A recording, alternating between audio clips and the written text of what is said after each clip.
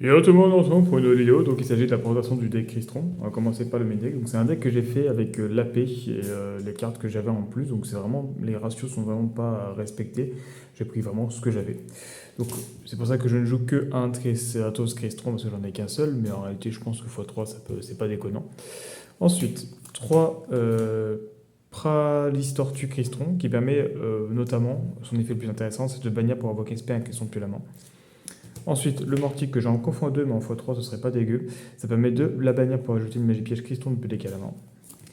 Ensuite, le nouveau Sulfador qui permet du coup, si elle est dans la main ou dans le cimetière, d'envoyer une carte Crystron qu'on contrôle, la détruire, et l'invoquer SP. Et lorsqu'un invoqué une arme ou SP, on peut foolish 2 Crystron depuis le deck au cimetière. C'est trop trop fort. Ensuite, 3 streams et 3 Tidal. Les Tidal sont vraiment pour moi indispensables dans le deck parce qu'elles permettent de bannir les Cristrons.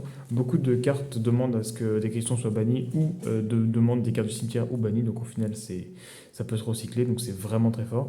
Et le stream permet d'avoir du coup un Cristron au cimetière pour pouvoir proc les effets. Et également de pouvoir spé, d'avoir un extender pour pouvoir spé Tidal. Ensuite, je joue à Fantôme parce que c'est un monstre haut et qu'il est synthoniseur, donc je joue x1. Et je joue Ovo Fantôme, pareil, c'est parce que c'est un synthoniseur, il est niveau 3, il peut se spé avec téléport d'urgence, donc c'est pas mal pour un extender. Ensuite, 3 potentiels cristoliques qui permet du coup de faire en sorte que tous les monstres cristons gagnent 300 points d'attaque et de défense. Et surtout, à la fin de tour, pour chaque criston qu'on a invoqué par synchro, on peut piocher une carte, donc c'est super intéressant. Ensuite, l'inclusion cristron qui permet d'ajouter un monstre cristron, enfin une carte cristron depuis le deck à la main.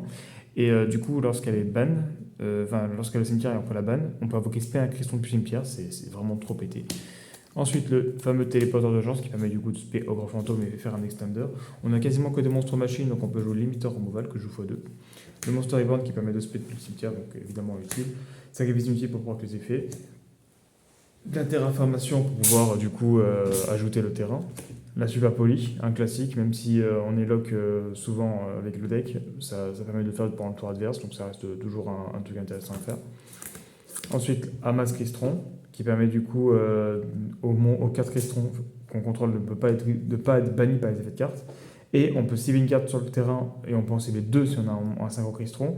On mélange un Crystron, une carte Crystron depuis le cimetière ou bannissement dans le deck et on les détruit, donc c'est vraiment pété de fou. Ensuite, l'impact que je joue x2, qui en vrai est pas trop dégueu en niveau ratio x2, qui va même cibler un Crystron banni de l'invoquer spé, et c'est à ça contrôle des monstres avec toi, on change leur défense en 0, ça on s'en fout, mais on peut spé un Crystron banni.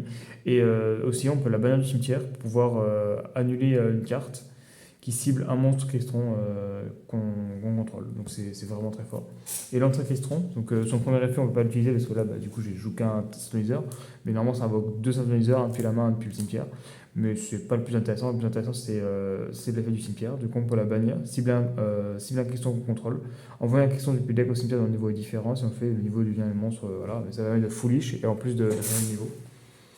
Ensuite, au niveau de l'extra deck, donc on a évidemment les 3 Elekesus Crystron qui permet du coup de faire perdre 500 points d'attaque et défense aux monstres adversaires et également d'ajouter une carte Crystron dans le cimetière au bannissement à la main lors de l'invocation et cette carte invoquée par synchronisation et détruite au combat par un effet carte, on peut invoquer spécialement un monstre Crystron depuis le cimetière ou le bannissement, donc c'est super intéressant.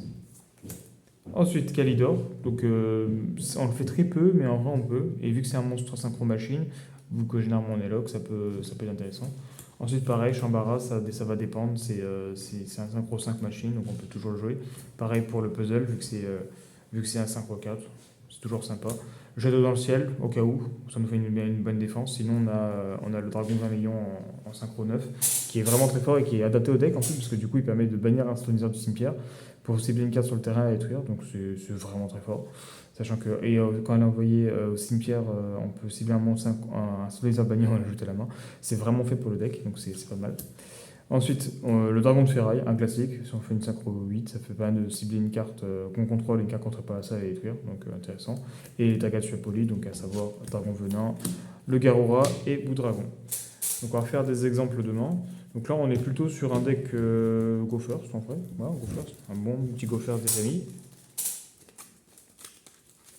Et là, vraiment, c'est. En plus, ce deck-là, avec les cartes que j'ai mis, il n'y a aucune carte qui est inutile. Donc c'est vraiment intéressant en fait de jouer le deck, sachant qu'il n'a pas tous les ratios ok. Je trouve que le deck est déjà plutôt bon, c'est pour ça que je fais la présentation, parce que j'ai testé le deck et c'est incroyable. Déjà lors de l'AP des Ténèbres suprêmes, le deck a gagné 3 fois. Donc là, en version montée à 40, ça rend pas mal. Alors du coup, c'est parti. Donc là, on go first. Ok, donc là on a une main plutôt spéciale, mais on va pouvoir jouer grâce à inclusion. Donc on va pouvoir ajouter une carte Crystron depuis le deck à la main. Donc là, le mieux c'est d'ajouter lui. Comme ça, on envoie ça en spé, on fait effet en foolish 2.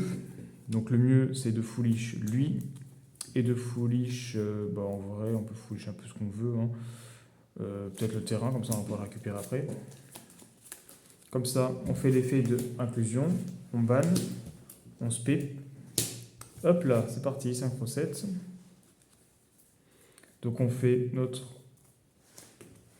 Elecletus, on fait l'effet, on va rajouter le potentiel en main qu'on active, comme ça on pourra piocher une en fin de tour. Sachant qu'on a en plus stream si on a envie de spé, au cas où. En vrai, on est en go first, donc c'est peut-être pas forcément très utile pour l'instant.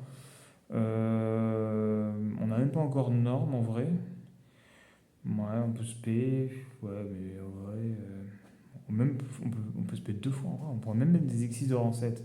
Mais pareil, on est lock en machine, donc compliqué. Qu'est-ce qu'il y a lock là? Il y a des trucs qui ont lock un peu. Tac, tac, tac, tac, tac. Ouais, c'est ça. On est lock en machine d'extra. Donc du coup, ouais, si... En vrai, on pourrait faire Dracosac en vrai. Ouais. Donc on pourrait rajouter peut-être Dracosac dans l'extra deck. Ça pourrait faire un Ixi de rang 7 pas mal. Mais sinon, en vrai, on peut juste laisser comme ça et attendre. Parce que là, en plus, on fait ça. En phase, on pioche 1. On a 2 untraps en main, c'est rigolo. Donc là, on peut gagner des points de vie. Là, on peut péter une carte. Et en plus, on a ça, on pourra l'envoyer au tour d'après. Donc voilà.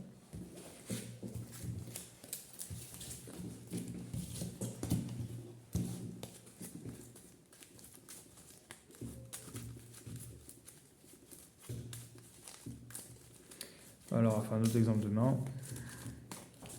Là, c'est déjà pas mal. Hein. Avec une carte, on a pu faire le combo.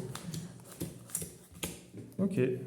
Ah, voilà. Là, on a typiquement le type de main qui est où on regrette pas de jouer ces deux-là, en fait. Parce qu'en norme, on fait ça. Ça permet de spé. Et paf, on peut partir directement en synchro 7. Heureusement qu'on a ça. Hein. Ça nous permet de pouvoir jouer. Après, là, le problème, c'est qu'on ne peut pas ajouter, mais au moins, on pourra le respect au cas où. On a limiteur removal et surpolé. Donc là, s'il attaque, on peut soit chaîner ça, soit faire ça, défausser, faire une fusion.